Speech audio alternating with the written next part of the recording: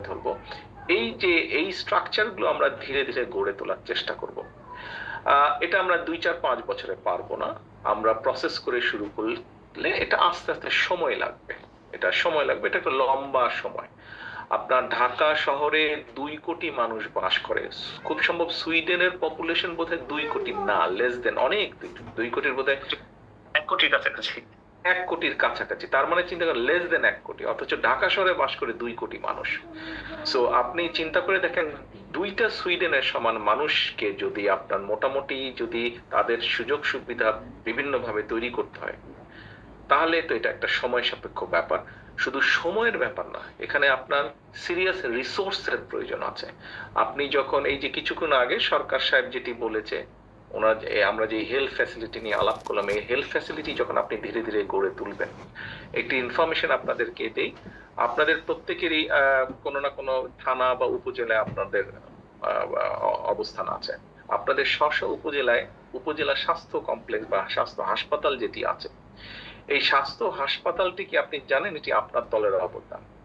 এটি 1980 সালে শহীদ রাষ্ট্রপতি জিয়াউর রহমান যখন দেশ পরিচালনার দায়িত্বে ছিলেন, সেই সময় প্রথমে থানা সদর ছিল, থানা সদরে 30 শয্যার হাসপাতাল করা হয়েছিল। পরবর্তীতে 2001 সালে এসে দেশনেত্রী খালেদা জিয়া বিএনপি সরকারের সময় এটিকে 20 করে 50 শয্যা করা হলো।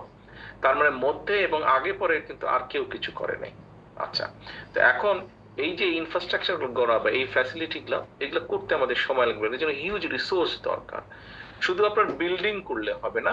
স্কুল যেমন করবেন, স্কুলের জন্য আপনার শিক্ষক লাগবে, শিক্ষিকা লাগবে, স্কুলের জন্য আলাদা আলাদা আরো কতগুলা সাপোর্টিং জিনিসপত্র লাগবে। ঠিক একইভাবে আপনি যদি ওখানে হাসপাতাল তৈরি করেন, হাসপাতালে চিকিৎসা, মানুষের চিকিৎসা সুবিধা বাড়ান, তাহলে ওইভাবে ডাক্তার, নার্স, জিনিসপত্র, খাট, বেড টেড সবকিছু এগুলো লাগবে। কাজে আমাদের ওইগুলোও ধীরে ধীরে সাজাতে হবে। একই সাথে শুধু তো চিকিৎসা বা শিক্ষার জন্যই মানুষ ওখানে থাকবে না, ওখানে তো তারা জব ক্রিয়েশন থাকতে হবে না, জবের ব্যবস্থা থাকতে হবে। মানুষ যাতে নিজের ঘরের আশেপাশে চাকরি বাকরি বা ব্যবস্থা করতে পারে, সেরকম একটা পরিবেশও তৈরি করতে হবে। কাজে এই সবগুলো আমাদের চিন্তার মধ্যে আছে, এবং পর্যায়ক্রমিক ভাবে আমরা যদি সুযোগ পাই, ইনশাল্লাহ পর্যায়ক্রমিক ভাবে আমরা এই কাজগুলো একটার পর একটা করে নিয়ে যাব। আমি জানি না আপনার সব প্রশ্নের উত্তর দিতে পেরেছি কিনা, বা সবগুলো প্রশ্ন করেছে কিনা। করেছে? খোকন এক মিনিট, আমি শেষ করিনি ওনার সাথে। ডক্টর আজিজ, আপনার সবগুলো প্রশ্নের কম বেশি উত্তর পেয়েছেন আপনি? সবগুলো প্রশ্নই কম বেশি উত্তর পেয়েছি, পরিকল্পনা এবং বাস্তবায়নের রূপরেখা পেয়েছি ইনশাআল্লাহ। ধন্যবাদ। এখানে ঢাকা থেকে যে সঞ্চালক 3জন উপস্থিত আছেন, ডক্টর পাভেল, জেবুল্লাহ সাহেব এবং জামিন সাহেব, আপনারা কিছু বলবেন? ওনার জাস্ট একটা ব্যাপারে ওনাকে কনফার্ম করি, উনি যে বলছেন টপ সয়েল ইউজ করে। ও রাইট, এটিতে ভুলে গেছি বলতে। একটু বিএনপি সময় নিষেধ। জি প্লিজ, আপনি ক্যারিয়ান। না না, ঠিক আছে, আপনি শেষ করে দেন এটা।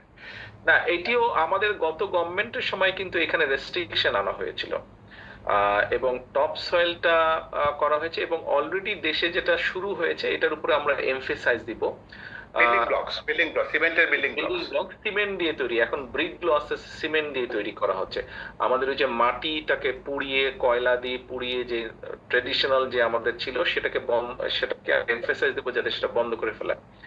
এটা অবশ্য একটা ওয়ার্ল্ড ব্যাংকেরই খুব সম্ভব একটা একটা প্রকল্প বোধহয় আছে সেটা, বাট আমাদেরকে সরকার থেকে এটা এমফেসাইজ দিতে হবে, যে কোনো মূল্যে আমাদেরকে পরিবেশ রক্ষা করতেই হবে। এটার ব্যাপারে অবশ্য আমাদের অন্য চিন্তা ভাবনাও আছে। তবে আপনার এই চিন্তাটা আমাদের চিন্তার মধ্যে আছে, পরিকল্পনার মধ্যে আছে। টপসয়েল নিষিদ্ধ করা, কয়লার ওই ইট পোড়ানো, ওটা একদম ব্যান করে দেওয়া। জি খোকন সাহেব, এবার আপনি যেতে পারেন। ধন্যবাদ আমাদের ডক্টর আজিজুল হাকিম স্যারকে।